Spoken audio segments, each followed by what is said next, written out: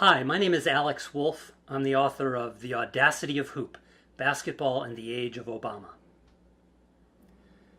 You know, I've spent almost 35 years as a writer at Sports Illustrated, and during that time, the stories that have most interested me have been the ones where sports spills into adjacencies, things like society and culture.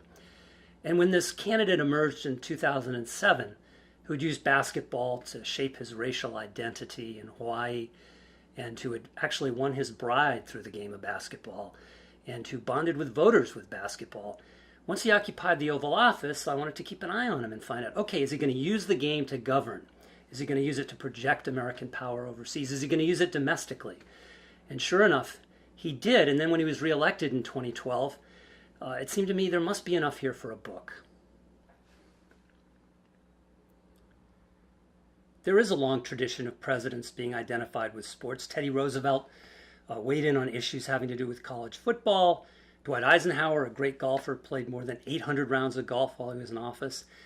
But I would wager that Obama is more identified with his sport, basketball, than any other president has been identified with any one sport. And Obama used basketball in an unusually public way, playing it, connecting with the public by filling out a tournament bracket, and so forth.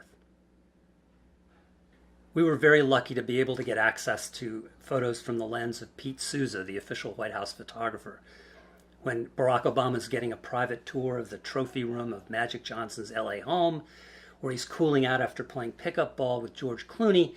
Souza was there documenting it. But perhaps my favorite images are ones that remind me of the pictures that were taken of John and Caroline Kennedy in the Oval Office back when John F. Kennedy was president. They're pictures of Barack Obama shooting and dribbling with his daughters Sasha and Malia. A real peek behind the curtain at the first family.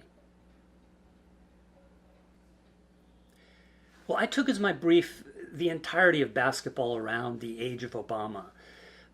So I wanted to write about Republicans who played basketball during this era. And imagine my surprise to find that David Koch, of one of the Koch brothers, had been a great star at MIT back in the early 60s. That was a wonderful discovery. The other thing that really astonished me is just how good a basketball player, even as he has turned 50, the Secretary of Education, Arne Duncan, is. Playing and winning at the highest level 3-on-3 basketball tournaments, while at the same time having a lot of influence over college basketball policy. Because he's Secretary of the Education, he was influencing NCAA policy and actually had a hand in UConn being unable to participate in the NCAA tournament one year.